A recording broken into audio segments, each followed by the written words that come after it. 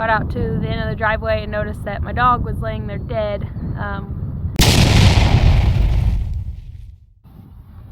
Alright you guys, today I'm working on getting our little kid goat area done. Like I said, I've worked on a few things. There's like a little platform, shade area. This is going to be just a janky little homemade hay feeder. And then, oh, why you got my spoon? I don't know what they're doing.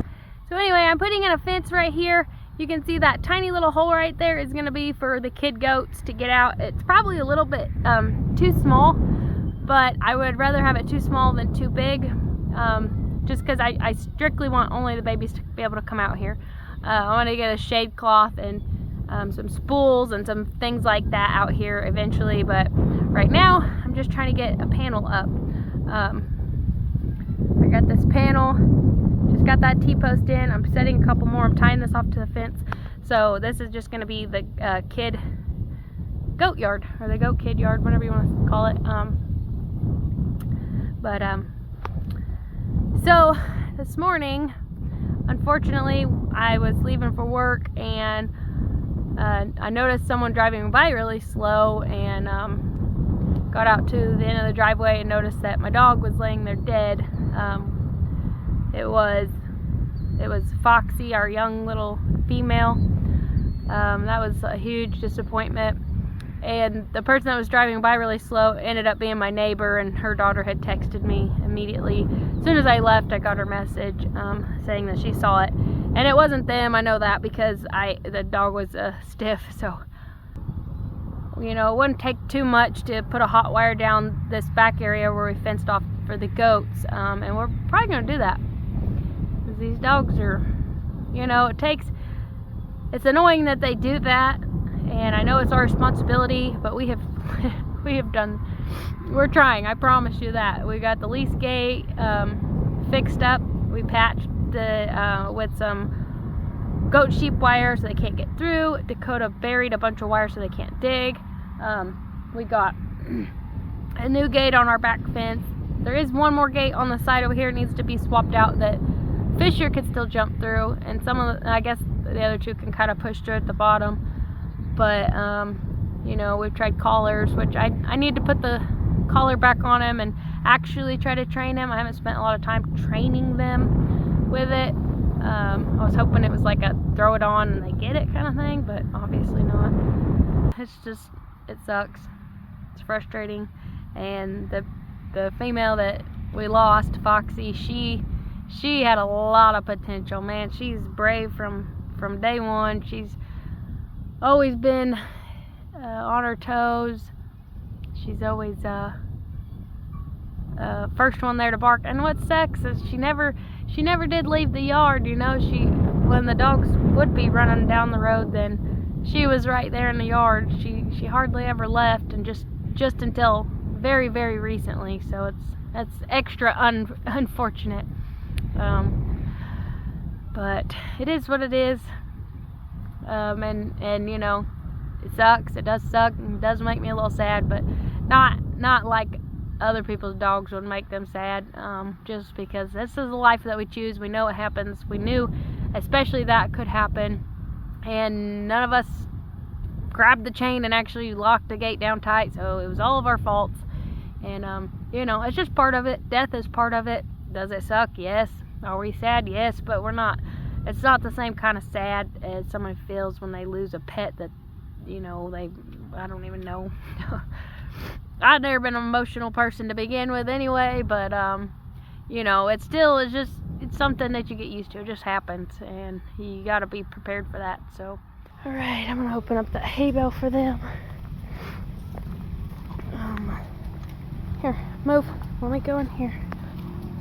Okay, I'm gonna pull this feeder out for them because I have a little bit of feed to course them. Come on, guys. I really need a goat feed bucket. That would be awesome. I don't have one. Here you go. Come on, goats. Oh gosh, I'm being attacked. Woo! Hey! Move! Let me out!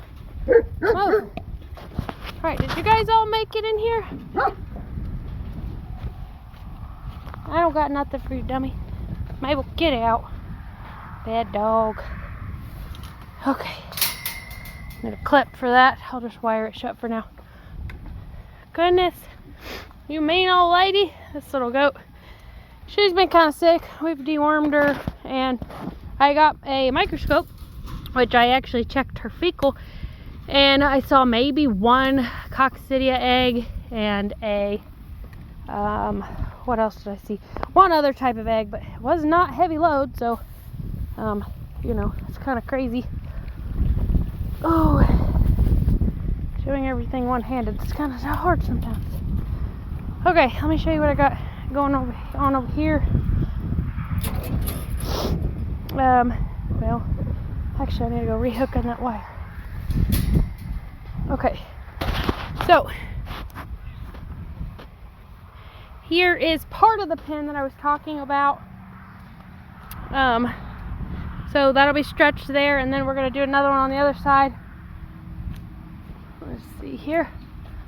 And then I'm going to put one from here to that chain link. There'll be two more there, so that'll be a whole play yard for just the kids. I got to go hook this thing back up and hope to God I don't get shocked. Alright. You can hear that arc. It is powerful. Okay. Let's get over here. This one's really tight, so it's a little bit harder. Really? You two didn't come out? You're that scared? It's good, but you guys, golly, you're just, come on guys, go. Go. Come on. Get. No, Burris. Burris. You're free. Oh, you guys are dumb. I guess I can move the log. Oh. Let's see if they'll go out now. Come here, Burris. Come on, you old dumb pig. I'm not turning it off. You gotta go. Come on, get. Get on, get. Come on. I'm also gonna be moving some of these rocks into the little kitty pen too.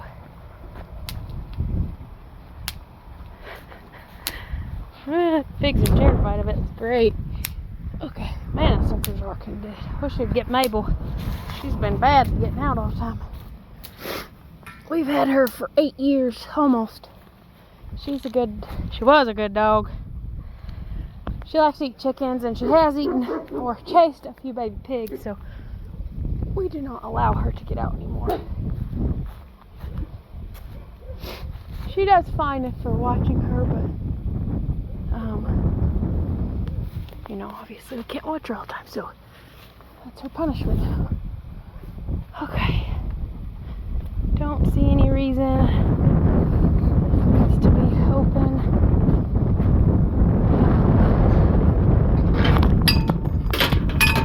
Look at all of them. Where did they go? Yeah, I want to see y'all test that. Let's see. Are we gonna have to add a fourth wire?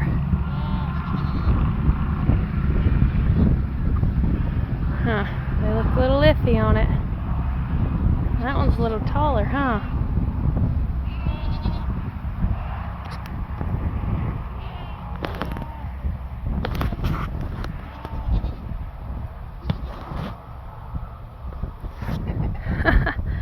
They think they're gonna get out. I do need to get the two others and the billy out of there, but let's see how they go. What's wrong with you, dog? What are you doing, old lady?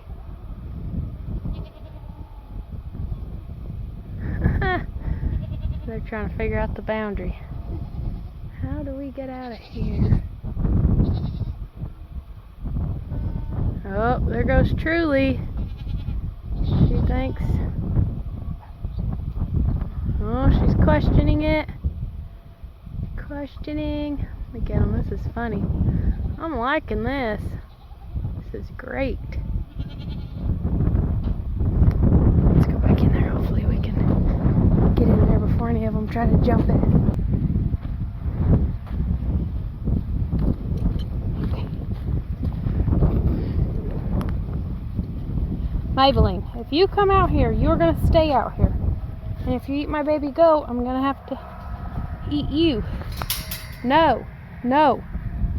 She can totally jump right over that. Huh. It's working. They're not trying to run. Hey, goats! Come here, goats! Need to get that Billy out. Come on, goats! Here, goats! I like that goats are so easy to call. Sometimes I feel bad they're so dumb. Is that mean of me? Come on, goats! Come on, goats! Come here, goats! Come on! Come on, goats! Come on, goats! I actually should not have let the Billy out at all, because I don't think I'm even going to be able to catch him. Come on, goats! Here, goats! This big lug jug's so daggone big, he's hard to pull. Oh, I might be able to catch the Billy. Where'd he go? Oh, he's over there. The other side. Hi, big dude. Come on. You can't be in here. I don't want you hurting my girlies. They're heavy bread. Come on, big boy. Oh, hang on. Come on. Stinky Pete, let's go. This is why we keep horns on them now. Depending on your reasoning, we absolutely like the horns being left on for reasons that we are able to handle them. And their horns actually regulate their body temperature. Most people don't know that. But, so there's a couple reasons why we like to leave horns on. However, we don't judge anyone that takes them off. There are definitely valid reasons to take horns off a goat. If you're elderly or, you're more of a mild or meek person, yeah, taking horns off is a lot better. I have so many bruises on my thighs from straddling these goats, trying to work them and give them medicines and stuff. So I totally get it. No hate there. Another reason, they do get stuck in the fence. If you don't have sheep and goat fence or something else, they get stuck in the fence. There's lots of reasons to take them off. We just prefer them on. And another thing, and then with cattle, like, we don't want horns on our cattle. I got hit about 2.5 years ago in the tailbone by our bull, just by pure accident. He wasn't being mean or nothing, just accidentally got me. So that's pretty bad. So we won't do horns on cattle anymore. Although we do have Clarabelle, but I won't say anymore. Just we prefer them not with horns. They do not like her out here at all. Like I said, they do a very good job of, guarding and stuff, but when it comes to running off, it's very frustrating. Alright, I'm gonna put this down so I can drag these other two, because I know the Billy's gonna be hard to catch, and that one's not too hard, but he's not as easy as Stinky Pete. So okay, got all the boys out of here. Well, I may. Nah, I probably won't. I could turn out that beautiful two-colored nanny, little doeling right there. She's not, I don't think she's bred. Hopefully she's not bred. She is the brother to the Billy, and then there's the white one. Where's that sickly white one? She's not bred either. She miscarried, so I could let them out. But let's go in here. I'll show you my barn. If you have missed all this, man, I post so much on Facebook, and Dakota does all her shorts on YouTube, most of those, and I forget what I post where. So if you have not seen this, this is our janky barn. The front looks okay. eventually, I've got way too many things to do to worry about the fine details right now, but eventually I would like to fill in at least those 2 gaps. I think I am going to leave that open just for ventilation, and I might leave it all, who knows. But here's my doors. I put the Dutch doors on them, just merely for looks. So this is the goat barn. There's a lot of small things that I need to do. This door's sagging. I need to put a strip there to keep that from sagging. I gotta secure that down better. This side needs the gate built and stuff. I still have to go buy hinges. I made these little bunks. They're too tall, so I need to make, like, I either need to cut the legs down, which I'll probably end up just making a step, so there's plenty of room underneath, and then they can climb up on top to lay down too. There's also one on this side. And then there's a little door that goes out to the kitty area. And then this part in the middle, I will be adding a gate in right there. And then that will be my supply and kidding station. Which I'll show you all that later in another video. There's no way I'm going to get to it today. Or I'll probably get to it this week, but I don't know when. So definitely soon. Within the next week, because we have kids coming. And then hayloft is up there. Dakota kind of wants to bring that out further and complete the hayloft, but I don't know if we'll get to that or not. The other thing that I want to do is add some, don't ask me why the wood is the way it is. I cut all these pieces last year when we had such a devastating kidding season, and I thought, oh my gosh, it's too cold. I freaked out.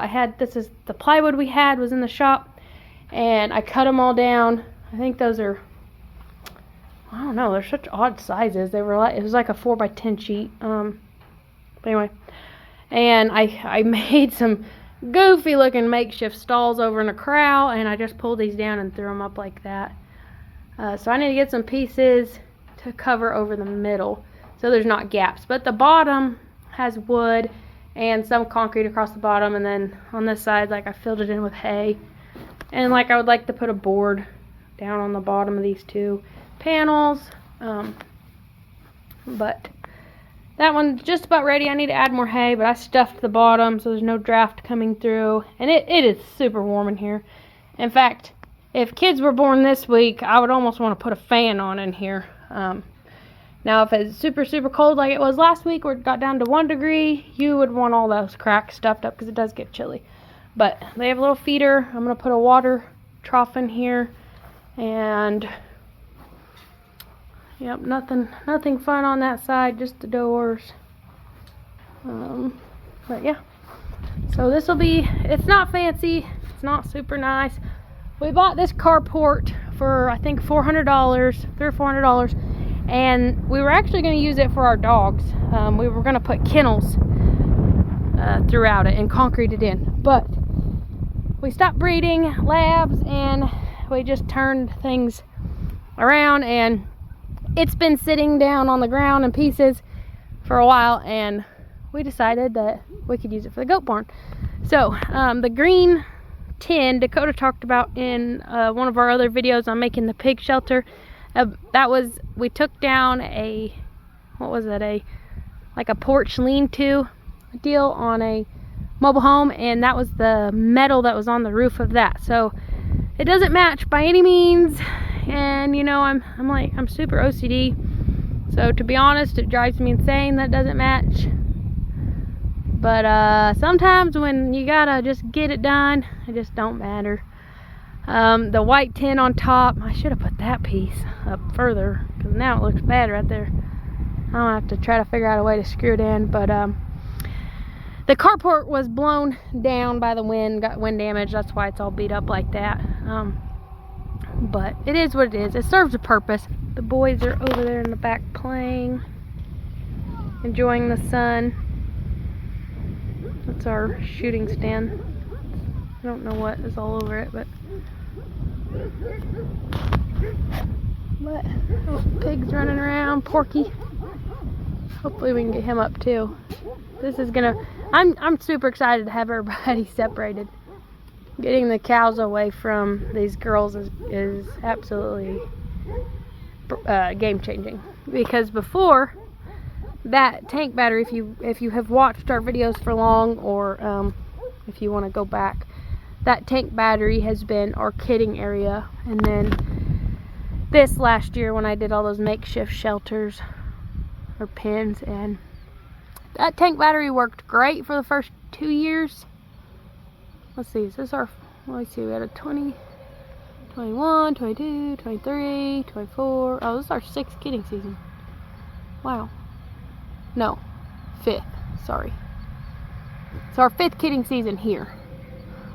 We've had goats. We had goats before at our old house too, but this is, well, I didn't have this many, but the first 2 years, first 3 years, they had them in there just fine. We didn't have any problems. They all kitted out. The only thing we struggled with was one went missing, and that was from, we believe, a hawk or the juvenile eagle that lives down the road at the lake. And then last year was a disaster. But we bred for end of January through February babies, and that was the only thing we did different. This year they're due March 5th will be the first day any of them will be having a kid. So we changed it up because that was when all of them bred the year before. And if you're wondering why we changed it up last year, was because there are some Jewish and Muslim holidays that let's get you a better view of the goats back there. So they're Jewish and Muslim holidays that fall around end of March, early April, and the goats usually sell for a premium. So if you have them in between December and February and you get them around 50 to 60, 50, 75 pounds, something like that, they're going to go for a lot. That's your highest selling market right there.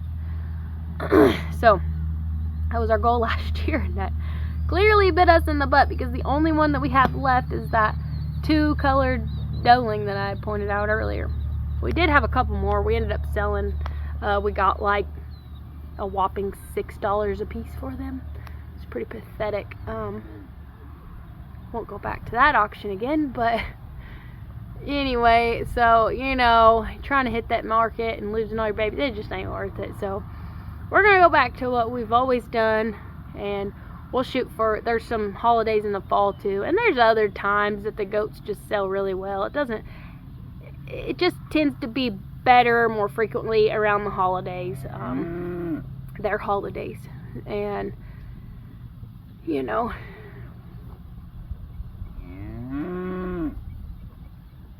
but it's not to say that there's not just random days in the summer that they don't sell really well too. So we will see what happens. First of all, we just gotta hope and pray that these goats make it anyway. That's number one priority. And I'm hoping with the later date, with this barn, with the mineral buffet, with feeding them decox, which is a coccidia preventative, just giving them a little bit of that, that will be a massive game changer. The other thing is, right in front of me, you probably saw earlier, I have a turntable. It was a calf turntable. I bought it. I got a really good deal. I sprayed it with some rust stopper and primed it, and I am, there's Dorothy, and I am going to try to run some of these girls through it. I would like to get a few fecal samples, or I might chase them around and grab some samples of poop. I just want to run, there's a couple for sure I want to run samples on, but I just want to get like an overall herd sample, just to see if we're dealing with anything crazy, if we need to take care of them. I want to check all their formatia, and then I'm not going to do hooves. I wanted to do hooves right before they kidded out, well, sooner than this, but I already passed that window. They're only a week out, so we're not going to put them through that. We'll just do it as soon as they kid. We'll just scoop them up and get their hooves trimmed. I did it right the day that we bred them, that we first bred them. So it's been 5 months. Usually we only do it once a year anyway, but I know one of the goats, the big red one, I know she for sure needs them done. hers were pretty bad last time. So anyway, man, I feel like I've just been rambling on a lot this video, but you know, these videos are kind of hard to do because I feel like we're always repetitive. But yeah, I guess that's about it for now. But stay tuned. Make sure you hit that bell for notifications on the kids that are being born. Follow our Facebook page. Everything's always posted there. I post there daily, constantly, and each kid will be posted on there. And you might get like a video of several kids at once, you know, unless something crazy happens. It'll probably be a video of just one. But anyway, thank you guys for watching, especially if you stuck it out with all my blabbering to this part. Like I said, appreciate it. We really appreciate it if you hit that like button, and we thank you so much as always for watching our videos and supporting our channel. And if you feel like sharing it out, any of our videos, we appreciate it. Don't forget to check out some of our other videos, and we'll see you guys on the next one.